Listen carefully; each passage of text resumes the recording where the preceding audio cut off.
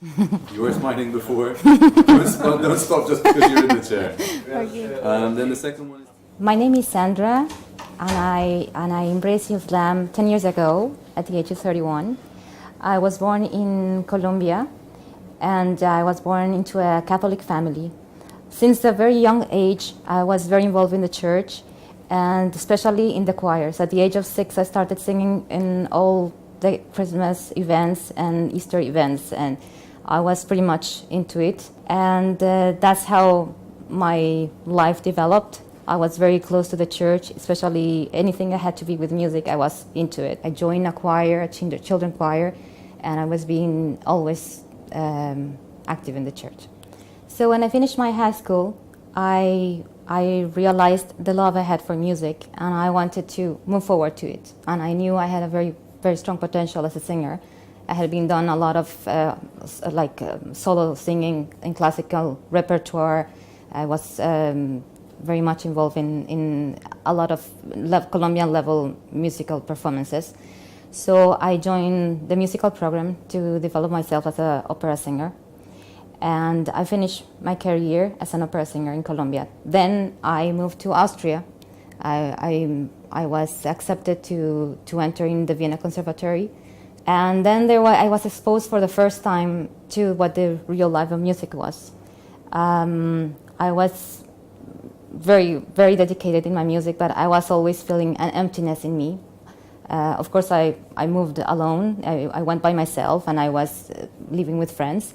But always my family was not there, so I would always feel like I had the voice of my family and telling me, keep connected to your faith. So I remember every day going through the conservatory, I will stop and I will go and enter into the church. And I remember my impression going inside and seeing all these statues and seeing people mainly with white hair. You would rarely see young people there. Although the places were amazing, it was really like a piece of art, but there was no soul inside of them. But I just wanted to keep connected to my family and to what I was as a child, connected to the church. So I will keep on going. And I remember going inside the church and feeling like, okay, this Mary looks beautiful today. Let's put a candle here and make a prayer here. And the next day I will go to another church, and maybe it was a church with the name of a saint. So I will go and pray to the saint. And it was just, starting to feel like it's really confusing. When you are out of the environment where you are grown, you start to make your questions and start to think outside of the box. And as much as I wanted to keep connected to God, because that's how I was raised, I was feeling there were many things that were not clear to me, and there were many questions that were opening up, and I wanted to understand. But I knew since the beginning that I arrived to Austria that once I would finish my degree, I wouldn't like to stay there. I felt like I was completing my degree to please my family. I grew up feeling that I wanted to please everybody, and I felt that with my singing, I made many people happy. I could bring peace. I could make a religious event, a wedding, beautiful. Sometimes after the wedding, people wouldn't say how nice the priest spoke, but how beautiful the music was. It was like music was the center of the faith. Like people were going to the church looking to being satisfied with the music. People will go to these amazing cathedrals just to hear the music. And once the big pieces of the repertoire were done, halfway the mass, suddenly the church would be empty. I remember Japanese buses stopping just next to the cathedrals, and then the church would be full of people. And once the communion started, that usually if you think about Schubert, like masses or Mozart masses, the music goes until the communion, and then after that, once the communion was over, the church was empty, and the priest was really upset. Once I continue studying, and I was about to reach my final diploma, my final degree, I remember feeling this sense of loneliness and confusion and frustration and not clarity where my life was going towards to. I was raised to be somebody helpful in the society, very caring, very loving. My family has done amazing charity work, and I grew up with all that. And then I would see how the behavior of people in the music world was the opposite, environment of one pushing the other one or doing things that were not right in order to show or to glow. And I couldn't see myself doing that. It was very difficult because I knew there was a big expectation behind what I was doing. So I remember very well, maybe 2 months before finishing my degree, and going, like, it was late, and I remember this prayer I did. And that day, I felt for the first time I'm not praying to a saint or to the Virgin or to Jesus. I felt I was praying with the real, truly God. And I was saying, please guide me. I'm completely lost. I don't know what I should do with my life. So please, please guide me. And it was a very truly do a prayer for guidance. And had the opportunity at that moment either to go to Spain and join an aunt or to apply to move as an immigrant to Canada. I applied, and it was amazing. After 3 months, just at the moment of my degree being finished, I got the acceptance to move to Canada. So I felt this is a clear sign. I should go there. Canada is an amazing place because it's very multicultural. I had the opportunity to see people from many places that I never had the opportunity before in my country or in Australia, just studying. And I got in touch with Muslims and at an event, a multicultural event. And there they start asking me about my faith. I felt I have to be strong, and I know I have my doubts, but this is who I am. So I would try to repeat what I was raised up having to say. But then, of course, as a diplomatic way, if somebody had asked me about my religion, I had to ask back. So it was the first time I was encountering Muslims, and so I was asking, okay, so what do you believe in? I didn't know anything about Islam, and I was amazed to know that in Islam, Maryam, the Virgin Mary in Catholicism, was a very important woman, one of the 4th most important women in Islam. And that Jesus, Isa, was a very important prophet, and that they had the same prophets that I grew up knowing in the Christianity.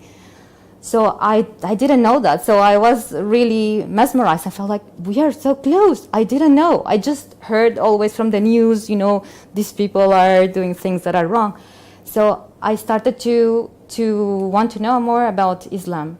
I remember going to the priest in the university and asking him, what do you think about these questions I have? And I felt there was no answer. And then if I would go to Islam, I would see like so clear and pure, and everything is there. It's so close, but it completely started to answer all my questions.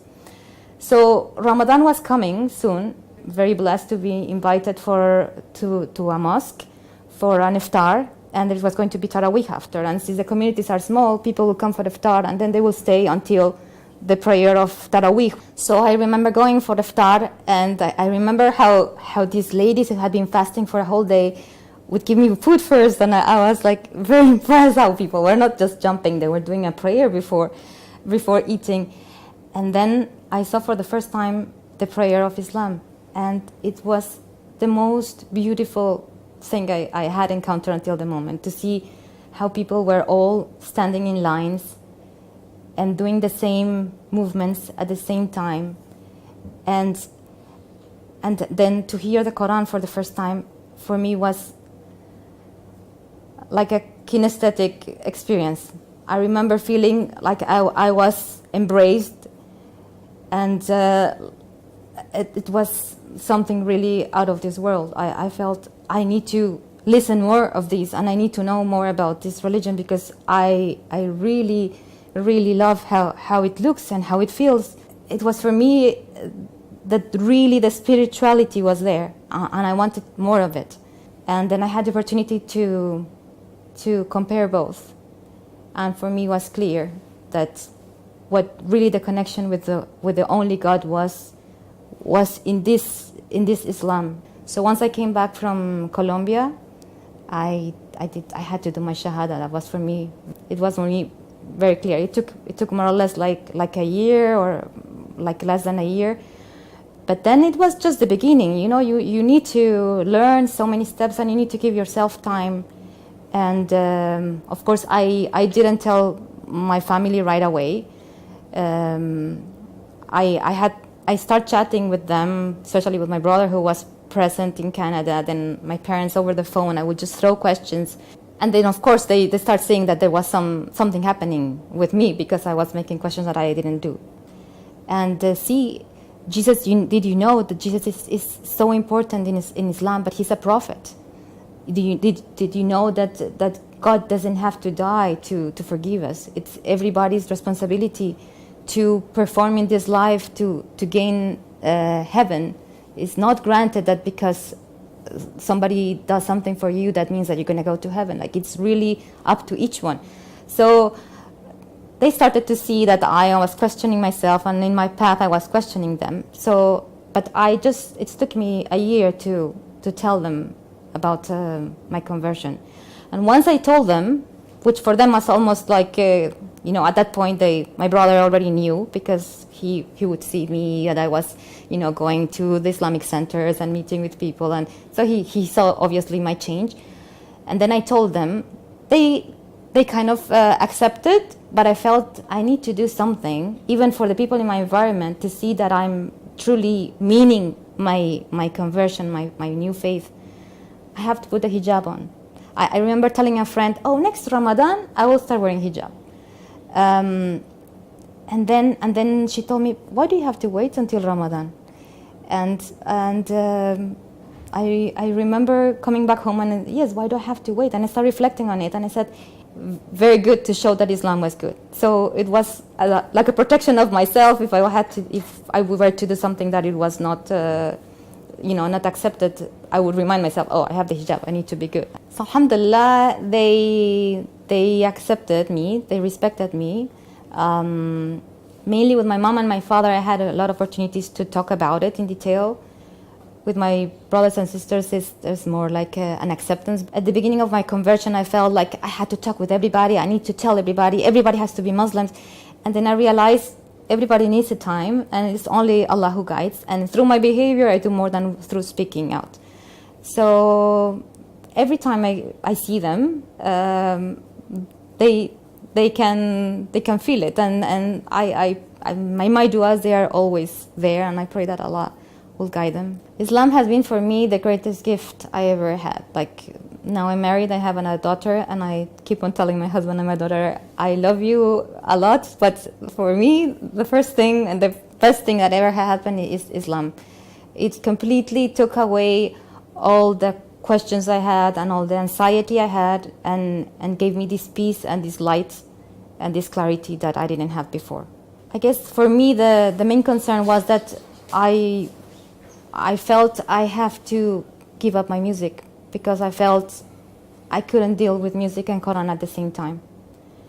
So there was a big transition there, but I ended up giving up music, and I completely never missed it after that.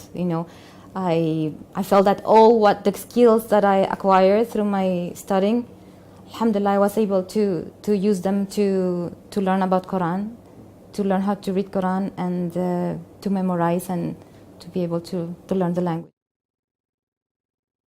You and me and everybody and everything around us was born to submit to the Creator. Once you feel that you belong to Him, and that you know that you're going to meet Him after you die, you should not wait until this moment comes, because you never know when this moment might come. It might come tomorrow, and you don't want it to be too late. And the reward of being a Muslim is so much greater than all the difficulties that you might face in your transition. It is actually very, very easy if you hold yourself to Allah, and He will make everything easy for you. Just put your trust there. He will make the path for you. Sincere prayer to Him from the deepest place in your heart, and that will bring the clarity, and that will give you the strength that you need in order to make your decision.